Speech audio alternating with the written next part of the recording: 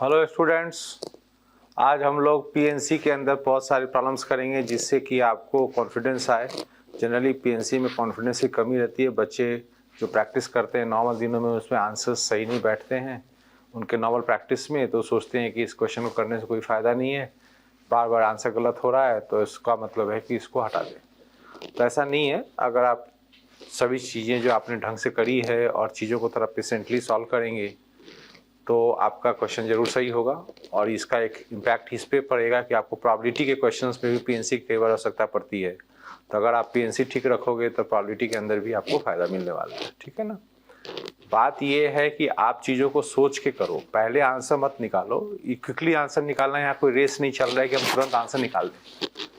PNC में देखो, आपको स्टेप्स जो आप लोगे वो अगर सोच सोच के लोगे तो काम होगा।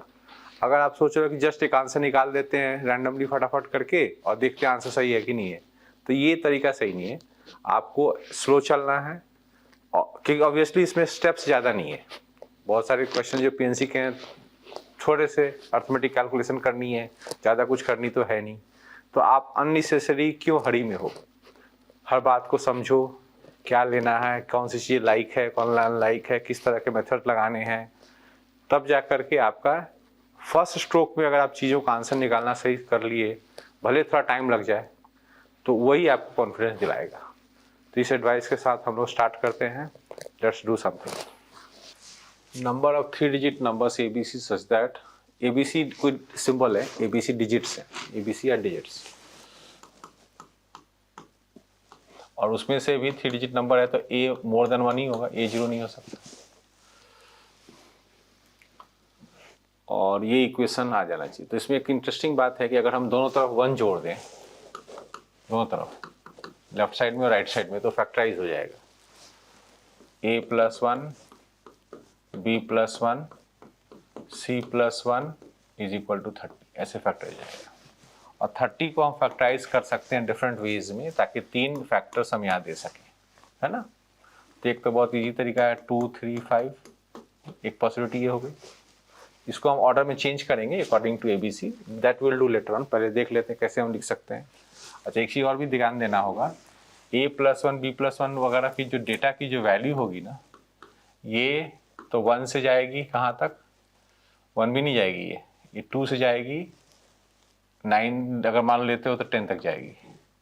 b प्लस 1 का वैल्यू कहाँ से कहाँ तक जाएगा, वो 1 से जा सकता है आगे 10 तक, और c प्लस 1 का भी 1 से 10 तक जा सकता है। तो इससे ज़्यादा हम लोग को नहीं लेना है डेटा इसमें। जैसे अपन 1 इंटू 30, 1 इंटू 1 इंटू 30 नहीं कर सकते। 30 अगर मान लो c प्लस 1 को देंगे तो एक c एक डिजिट है ना, कहाँ से लाएगा वैल्यू अपनी। इसको देखते हैं कम डिजिट्स के साथ। 1 इंटू 6 इंटू 5 एक दिख रहा है मुझे, तो 1 इंटू 6 इंटू 5। फिर एक और मुझे लग रहा है 1 इंटू 6 नहीं, 6 नहीं, 1 इंटू 3 इंटू 10, 10 चल जाएगा इसमें, 10 पॉसिबल है क्योंकि a प्लस 1 10 होगा तो a 9 तो हो ही सकता है। बस इतना ही पॉसिबिलिटी हम एक्सप्लोर कर सकते हैं इसमें। ठीक है। अब इस a1 वाले में सावधान रहना पड़ेगा। 1 हम लोग a को नहीं दे सकते, a की वैल्यू जो है ना 2 के रास्ते से ही आएगी।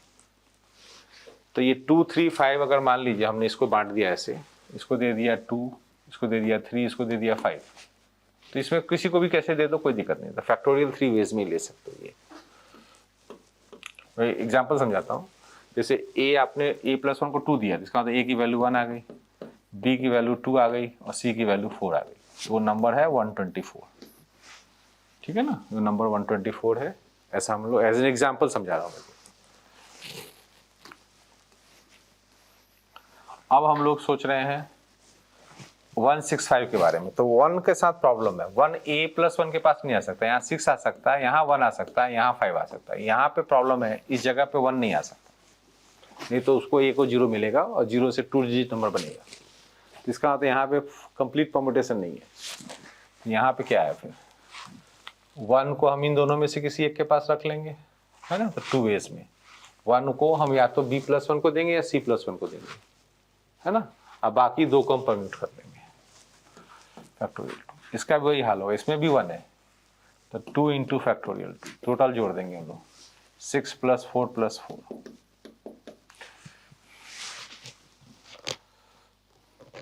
14 आंसर आ जाएगा। तो इसमें थोड़ा अलजेब्रिक वर्क भी था कि आप फैक्टराइज करो और उसके बाद इसके फैक्टर्स को डिस्ट्रीब्यूट करो, लुकिंग एट द फैक्ट कि they are digits between 1 and 9, obviously they are between 1 and 9। 1 and 9 के कारण से ये लिमिटेशन यहाँ तक रह जाएगी 10 तक। तो कोई भी फैक्टर 10 से बड़ा नहीं होना चाहिए।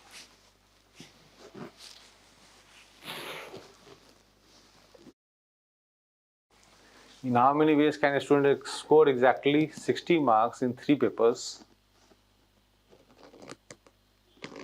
if a minimum of 7, 8, 9 marks? ये तो थोड़ा गलत लिखा हुआ है। मैक्सिमम मार्क्स क्यों लेंगे हम, मिनिमम लेंगे। Minimum of 6, 7, 8 marks required in 3 papers respective. ये भी कोफिशिएंट मेथड से कर सकते हैं और या फिर फॉर्मूला से भी कर सकते हैं। कैसे? अगर 7, 8, 9 मार्क्स चाहिए तो दे दो उन तीनों पेपर्स को, पेपर 1, पेपर 2, पेपर 3, इनको 7, 8, 9 मार्क्स बांट दो पहले। कितने मार्क्स इनको मिल गए ऑलरेडी देख लो, 24 मार्क्स डिस्ट्रीब्यूटेड, 24 मार्क्स मिल चुके हैं। अब कितना आपको और चाहिए?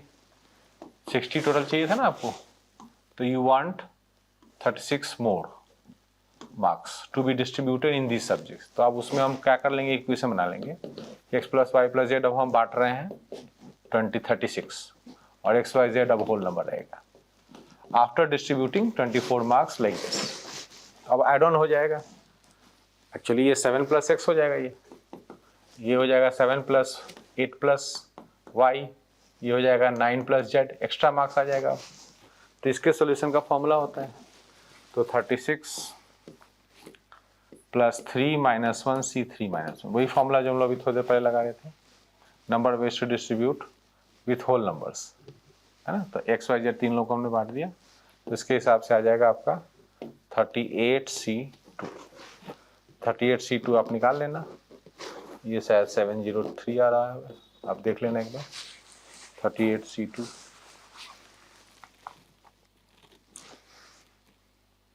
ठीक है, 703।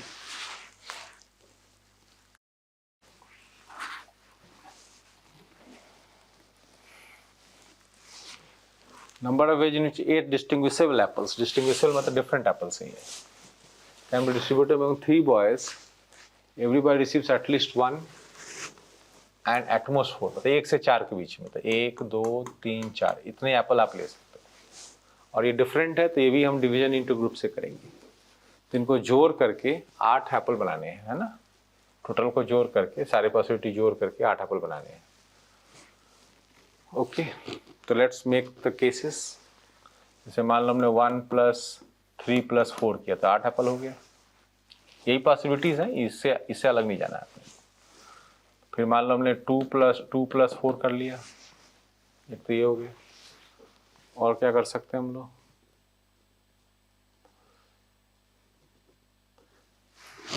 ये कर सकते हैं हम लोग 2 + 3 + 3 भी कर सकते हैं। तो ये खुद आपको खुद पार्टीशन करना पड़ेगा, खुद ही लिखना पड़ेगा ये सारे केसेस, ठीक है। तो ये लिख लेने के बाद इस तरीके से हम एप्पल्स के बंडल बनाएंगे और फिर उन बच्चों को बांट देंगे। बंडल ही बना रहे हैं क्योंकि ये डिफरेंट है, ठीक है ना। चलो, तो 8 factorial by 1 factorial, 3 factorial, 4 factorial, और बांट देंगे लास्ट में हम लोग। पहले बंडल बना लेते हैं, लास्ट में मैं बांट दूंगा यहाँ पे इंटू 3 फैक्टोरियल। तीन लोगों को बांटना है। ये 2, 2, 2, 2, 2, 4 वाले को कर लो division into groups. 8 factorial by 2 factorial, 2 factorial, एक और 2 फैक्टोरियल लगेगा क्योंकि हमारा साइज इक्वल है, यहाँ पे 2 साइज इक्वल है।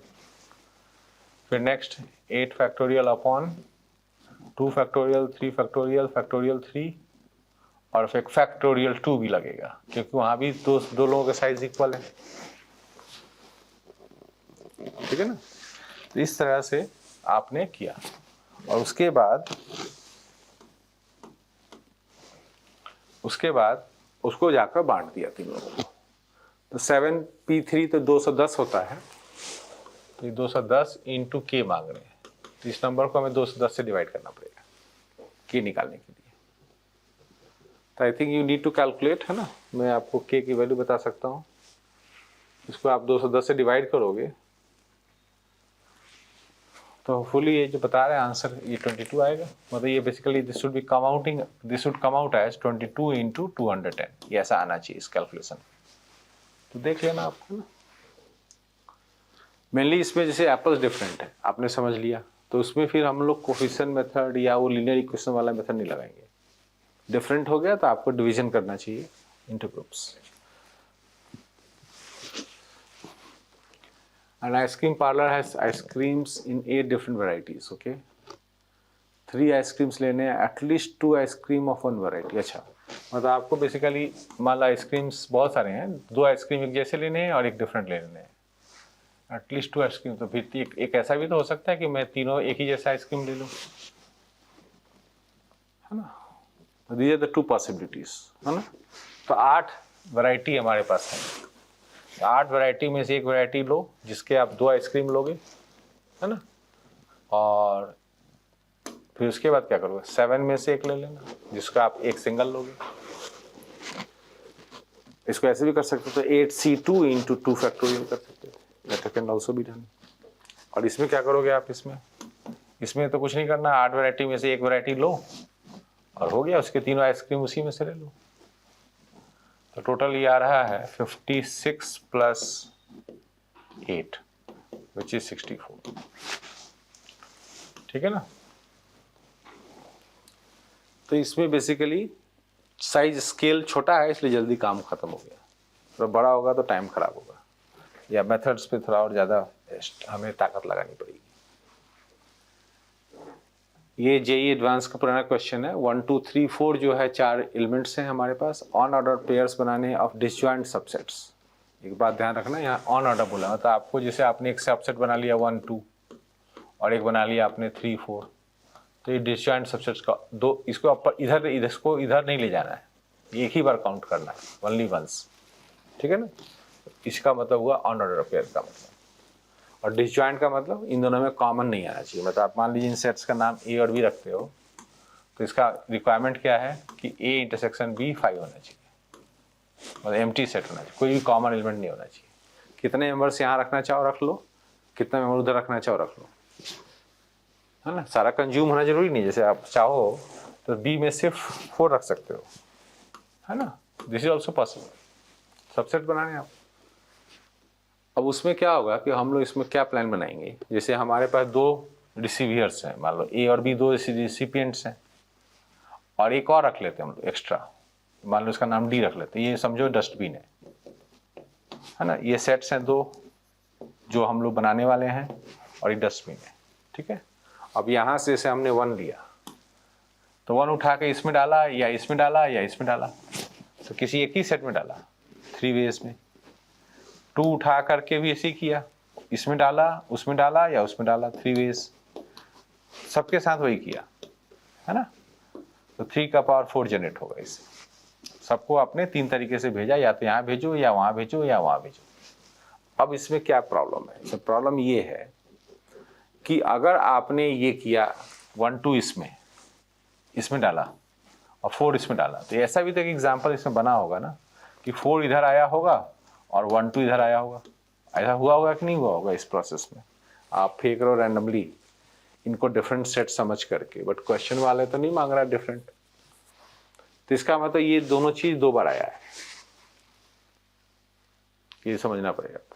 ये चीज 2 बार यहाँ काउंट हुआ है, वो नहीं चलेगा ना। अब आप कहोगे किसी को 2 से डिवाइड कर दो, वो भी नहीं चलेगा, क्योंकि अगर 2 से डिवाइड करो तो वैसे ही कॉमन सेंस लगाओ, ये एक ऑड नंबर को 2 से कैसे डिवाइड करोगे?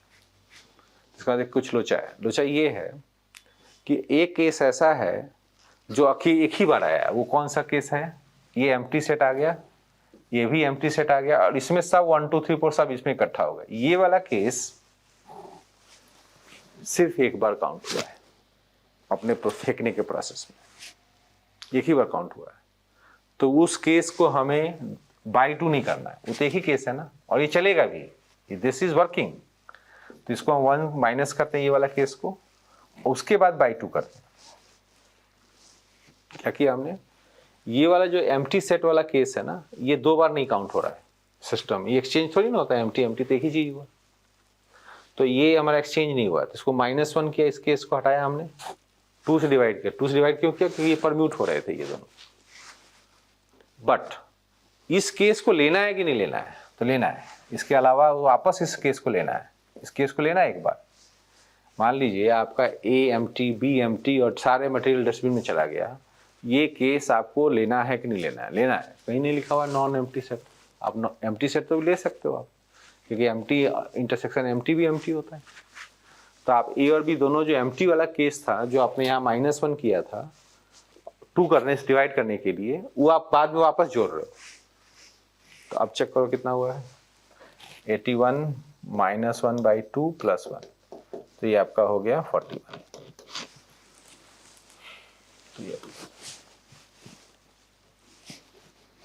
ठीक है।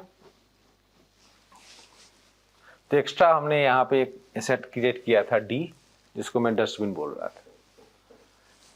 Rectangle with sides 2m - 1 2n - 1 is divided into squares of length, unit length. ठीक है, ये भी जेईई एडवांस का पुराना क्वेश्चन है। ऑड साइड लेंथ इनको क्रिएट करना है रेक्टेंगल। रेक्टेंगल कैसे क्रिएट होता है? इसमें नंबर ऑफ लाइन्स है, उसमें से उठा लो 2 लाइन, इधर से लाइन 2 उठा लो तो रेक्टेंगल बन जाता है। बट यहाँ पे एक प्रॉब्लम आ रही है ऑड साइड लेंथ का, तो वो देखते हैं हम लोग। जैसे कि अगर हम लोग, ये तो खैर साइज के हिसाब से नहीं दिया हुआ है, अगर हम लोग जैसे ये रेक्टेंगल के साइड्स हैं ऐसे, मान लो वर्टिकल लाइंस की अभी बात कर लेता हूँ,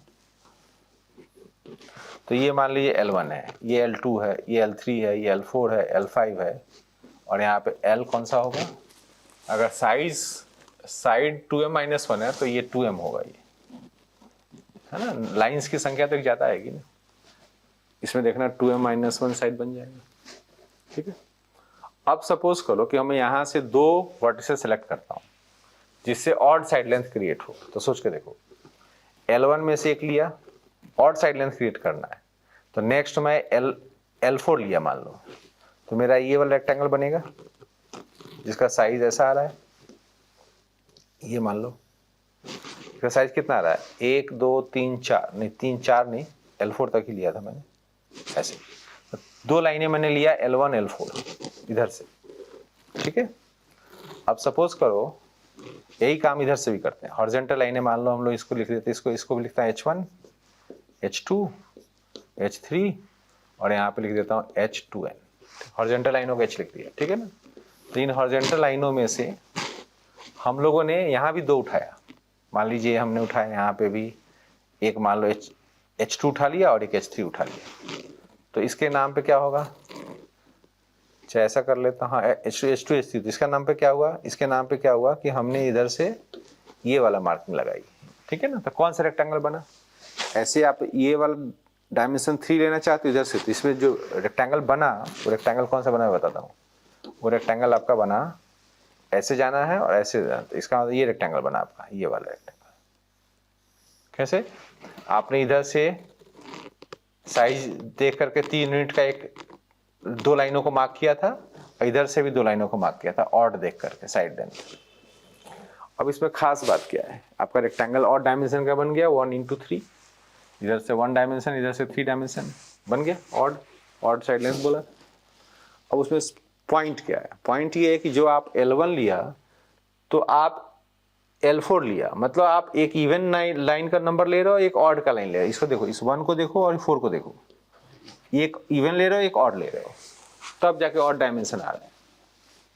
सिमिलरली अगर आप ऑड डायमेंशन चाहते हैं इधर की तरफ, कोई दूसरा मान लीजिए, तो जैसे एक L2 ले लो और एक L5 ले लो, तो इसे भी एक ऑड डायमेंशन आ जाएगा। उसमें क्या किया आपने? एक नंबर इवन लिया, एक नंबर ऑड लिया, सेम टाइप का नंबर ले लिया। जैसे मान लो L2 और L4 ले लो तो डायमेंशन 2 ही आएगा इधर से। तो एक को एक इवन लेना है और एक ऑड लेना है। इंडेक्स 2 लाइनों को सिलेक्ट करना पड़ता है, इधर से 2 लाइनें सिलेक्ट करना पड़ता है, इधर से 2 लाइनें सिलेक्ट करना पड़ता है। तो अब हमारा प्लान क्या है? हमारा प्लान ये है कुल मिलाकर के कि हम लोग इधर से L1 वाले दुनिया में L इवन लिए और एक L ऑड ले लिए, है ना, या वैसे वर्सा इवन और ऑड लेंगे हम लोग यहाँ पे, एक इवन एक ऑड। या फिर ऐसा करो और इधर से भी लेना पड़ेगा हॉरिजॉन्टल वालों में से। हॉरिजॉन्टल वालों में से एक इवन लो और एक odd low.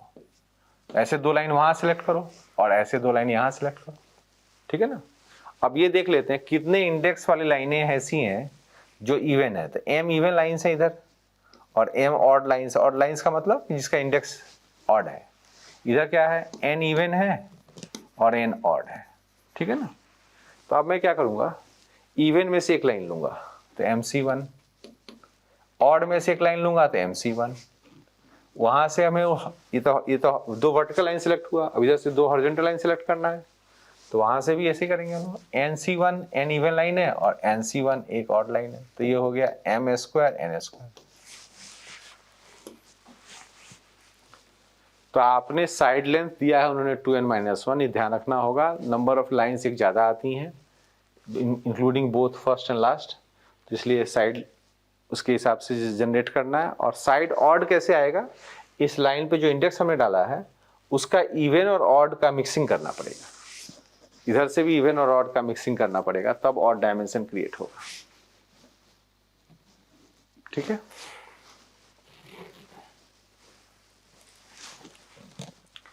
Six cards and 6 envelopes are numbered 1 to 6 and cards are being placed in envelope. एक डिरेंजमेंट का क्वेश्चन ये लग रहा है, इसमें खास बात ये कह रहे हैं ये लोग कि card number 1 is always placed in card number in envelope number 2। Okay, तो मान लीजिए कि आपके पास ये एक कार्ड है C1, C2, C3, C4, C5, C6, ठीक है, और ये एनवेलप है E1, E2, E3, E4, E5, E6। अब उसमें इन्होंने फिक्स कर दिया ये कि कार्ड 2 जो है इसी में जाएगा, ये फिक्स कर दिया इन्होंने। Card 2 has to go to E1। Okay, but कोई भी कार्ड अपने इन्वेलप नंबर वाले पे नहीं जाना, मतलब डिरेंजमेंट का केस है ना, डिरेंजमेंट का केस है। ओके, तो ऐसे समझते हैं हम लोग इस केस को कि अब जो हमारे ये कार्ड, ये दोनों तो एलिमिनेट हो गए, ये दोनों तो कवर हो गए, ये दोनों आपस में कवर कर लिया। अब क्या करना है, अब C1 को कहाँ भेजना है, तो C1 के सामने कोई प्रॉब्लम है ही नहीं। C1 के सामने E1 होता तब तो प्रॉब्लम होता C1 को, तो C1 के पास कोई प्रॉब्लम नहीं है। लेकिन C3 के पास प्रॉब्लम है, C3 यहाँ नहीं जा सकता, ये यहाँ नहीं जा सकता, ये यहाँ नहीं जा सकता, ये यहाँ नहीं जा सकता, ये अलाउड नहीं है। तो इसका मतलब ये हुआ कि C1 के साथ तो ऑप्शन है, या तो E2 में जाए या न जाए, कहीं और चला जाए, लेकिन इन लोगों के पास ऑप्शन नहीं है, इन लोगों को सामने नहीं जाना है, ठीक है ना। तो अगर हम लोग मान लो 5 ऑब्जेक्ट्स बच गए, 5 पेयर्स मान लो हमारे बच गए ना, ये C1 और E2 मिला के एक पेयर मान लेते हैं, C1 और E2 मिला के एक पेयर मान लेते हैं। तो ये जो पेयर है, ये ऐसा कोई पेयर नहीं है जिसको हमें तोड़ना है।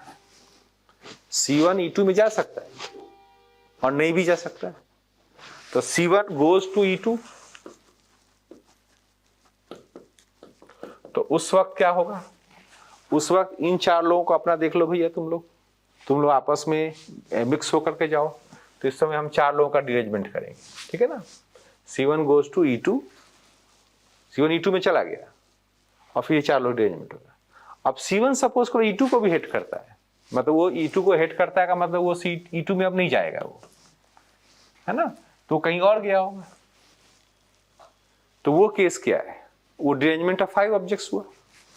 तो C1 does not go to E2, ये हो गया डिरेंजमेंट ऑफ 5 ऑब्जेक्ट्स।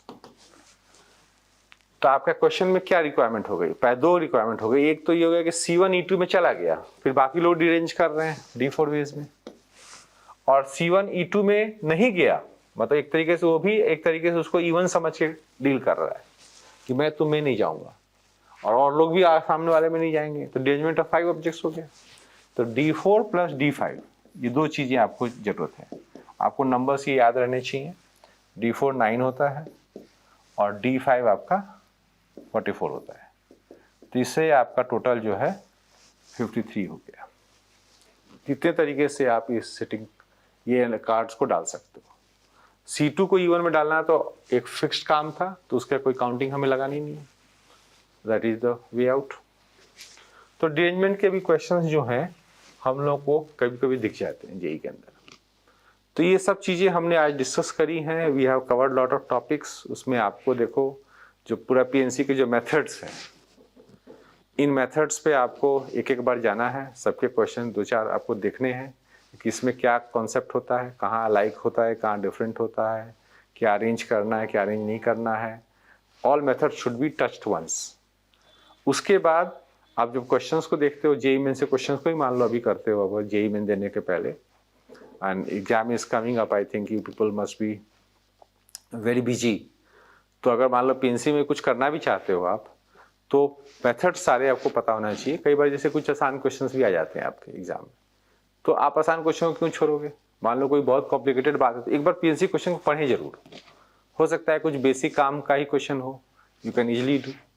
तो ऐसे भयभीत नहीं होना है, अदरवाइज एक बहुत ही जो कम टाइम में क्वेश्चन सॉल्व हो सकता है वो आप छोड़ दोगे और उसका इम्पैक्ट आपको हो सकता है प्रायोरिटी में भी पड़े। तो क्वेश्चंस पीएनसी प्रायोरिटी के आपको पढ़ने जरूर है एग्जाम में। अब अपने level of knowledge, maturity, confidence के हिसाब से उस आंसर को सॉल्व करना। Thank you.